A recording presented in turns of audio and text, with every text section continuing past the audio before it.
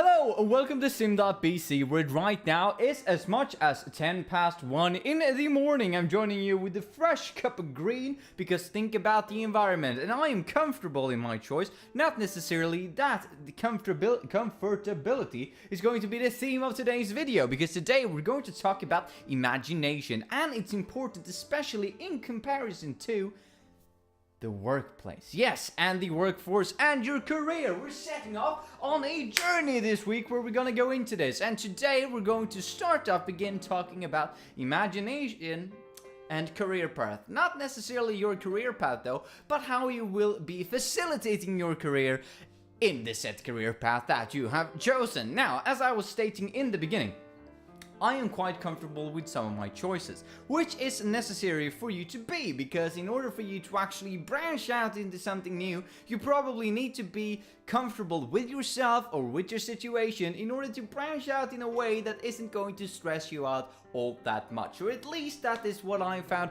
according to my short little research that I've done. I'm saying research is more like reading a few articles online, and obviously when I say read a few articles, it's more at me like looking at some bits and bobs and knobs, not knobs, but the bits and bobs online after this specific thing. Now, something quite interesting that I found out that you might not know is that usually people at work, when it comes to trying to develop their work, when it comes to them executing their work, or when it comes to them thinking about what am I gonna do in the future of my work, which is essentially your career, it is that they're using the left side of their brain more than the right side.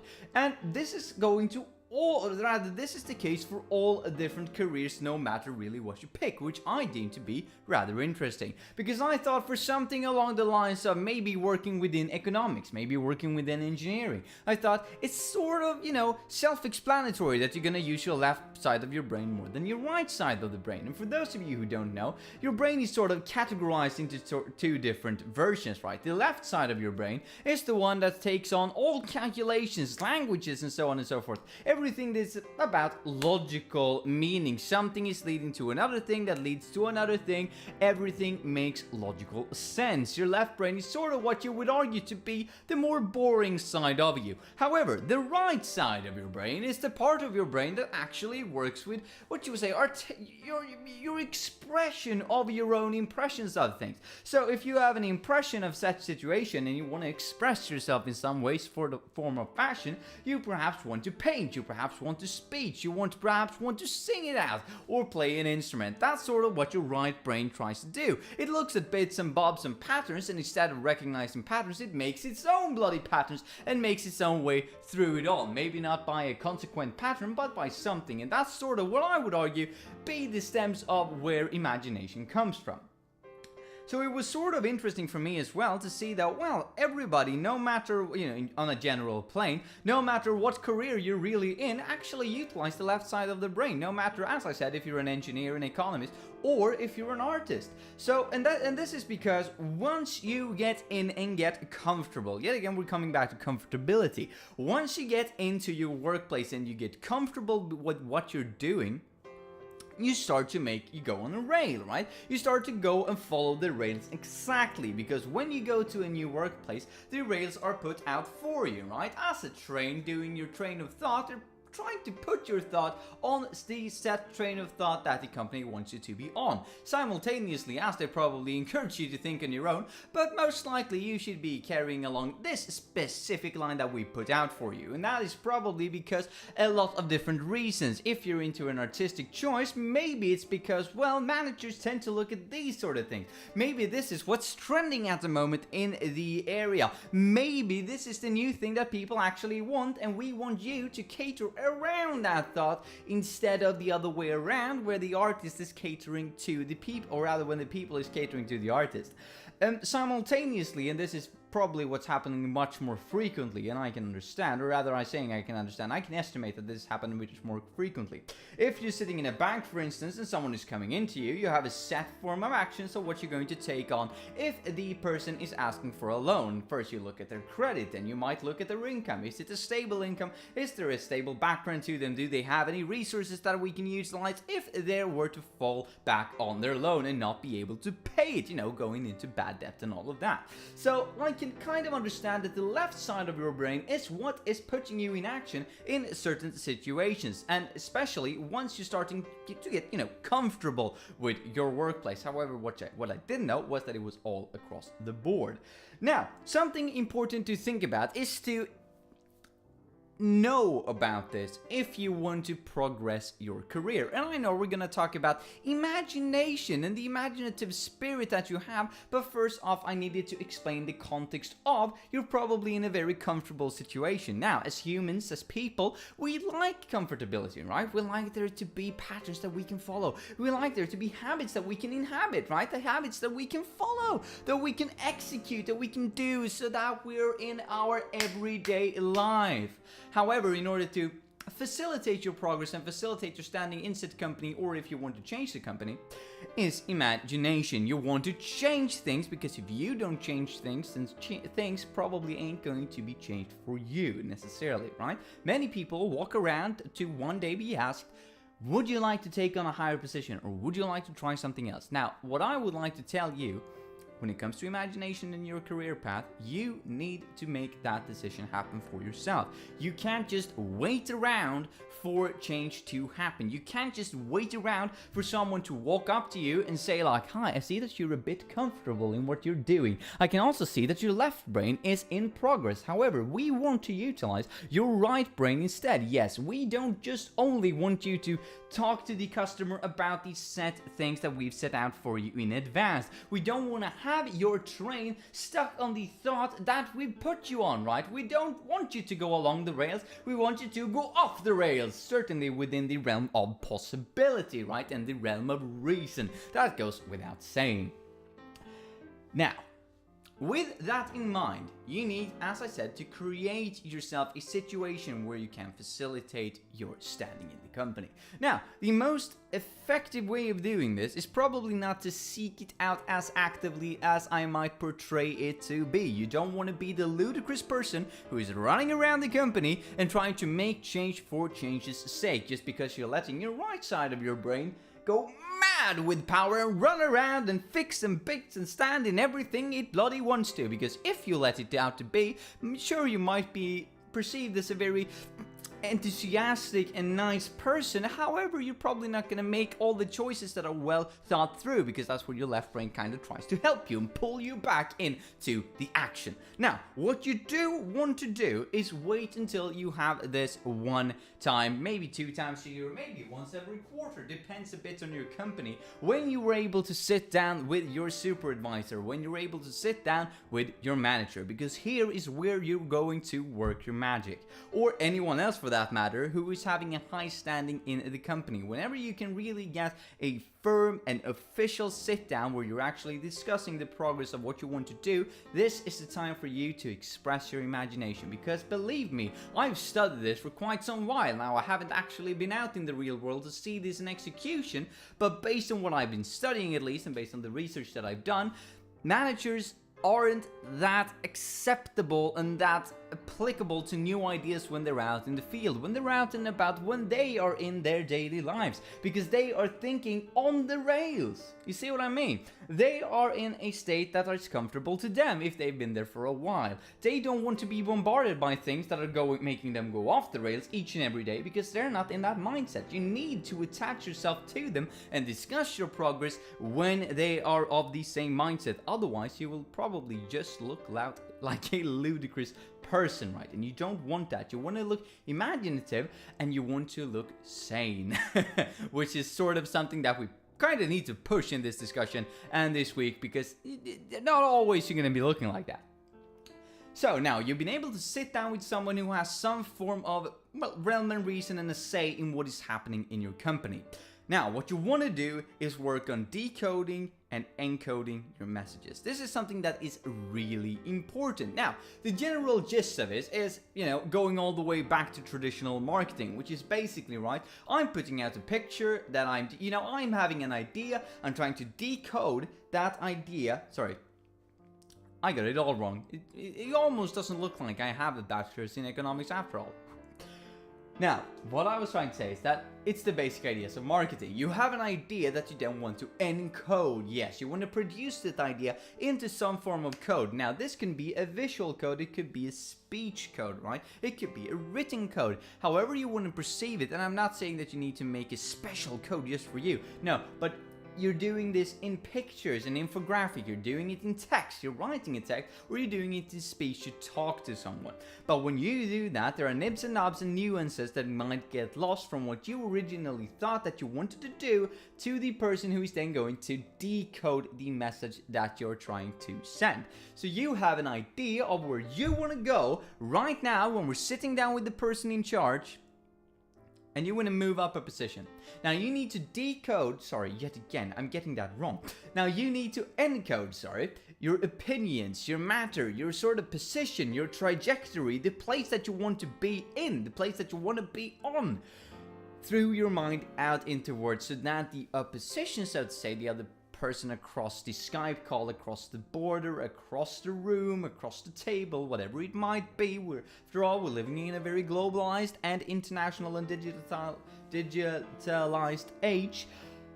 You need them to be able to respond in a way that is satisfactory to what you wanted to send out. So you need to make sure that they're decoding it in a way that makes sense. Simultaneously though, you want to make sure that they know that you are in a place that is comfortable. You want to show them that you've been in this position for so long that you're very comfortable in what you're doing. And now you want to just sprinkle in a bit of imagination in what you're doing so that you can show off that you're comfortable in what you do.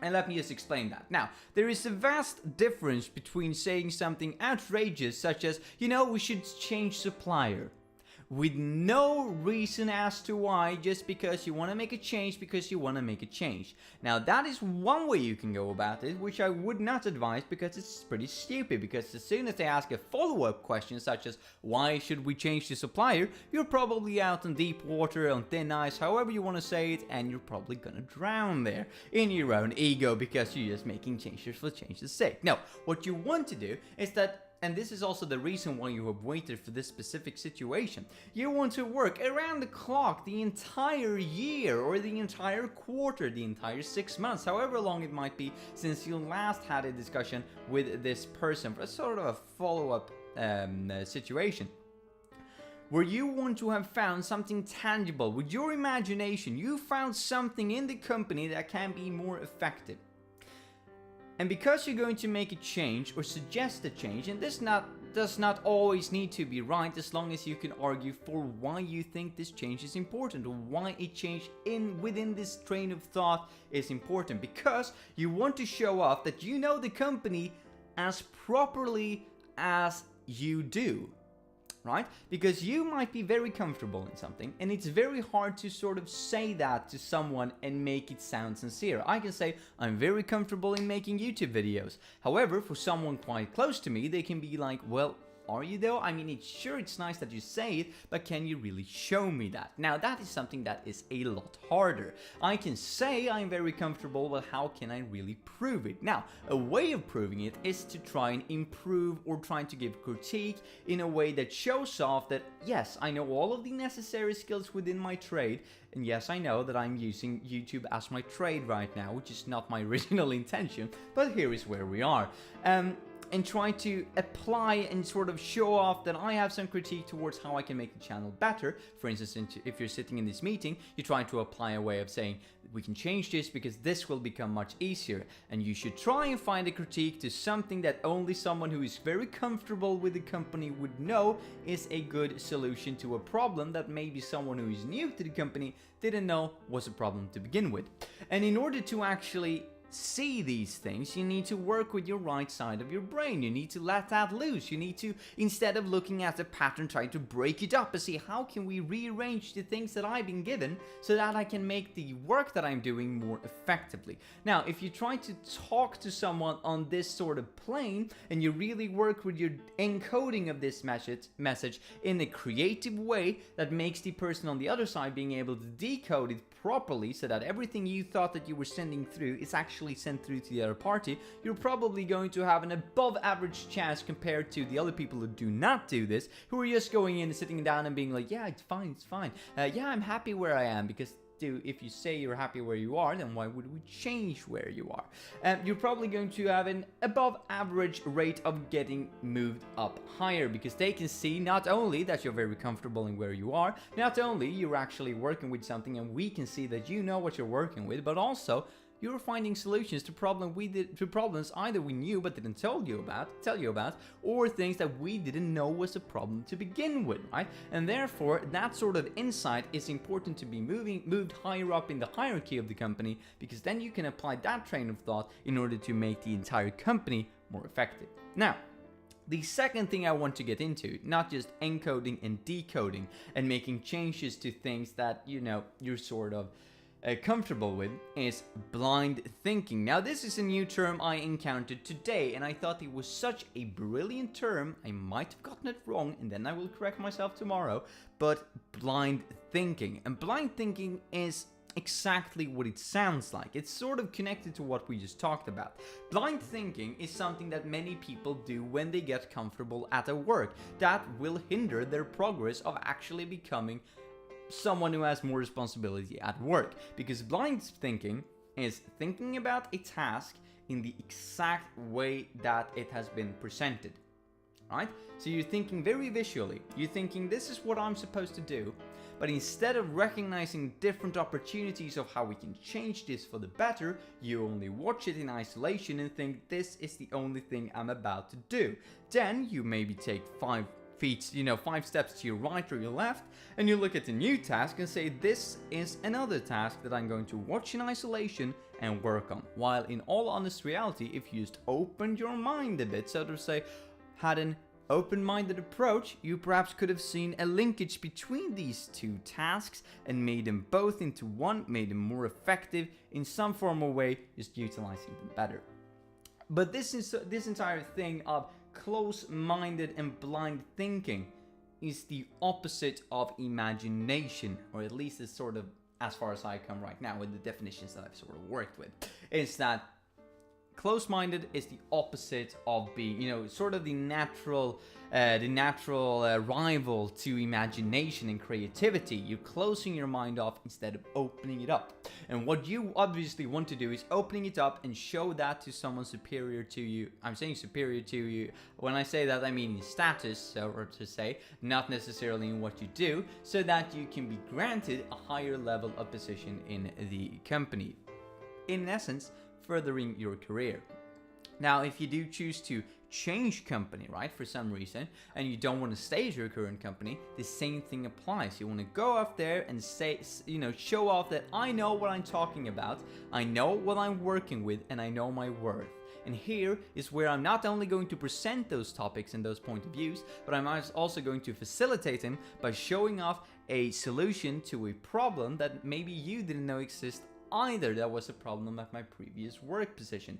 Obviously, as long as it falls in, things that aren't signed by a disclosure agreement, but it could be general things in the industry that everybody sort of works with, and then you can be like, this is not how we worked with it in my last workplace, but this is a way I would apply a new sort of solution. Or you just walk with him or her in that specific workplace, and you suggest maybe a change after a few weeks if you're trying out working there for a while, right? So yet again, trying to keep this right side of your brain active at all times, and try to work with the harmony between the left and the right, so that you can be comfortable in doing your job, because you don't want to be stressed out to make changes for change's sake, because that's not good for you in the long run, and you're probably not going to make the best of decisions either. But you want to gather the data and then analyze them in a way that other people aren't really able to do. Apply your imagination so that you can be facilitated to a higher point. We're going to talk about the idea of using these techniques in order to, maybe not these techniques, but similar techniques in order to facilitate your performance at work.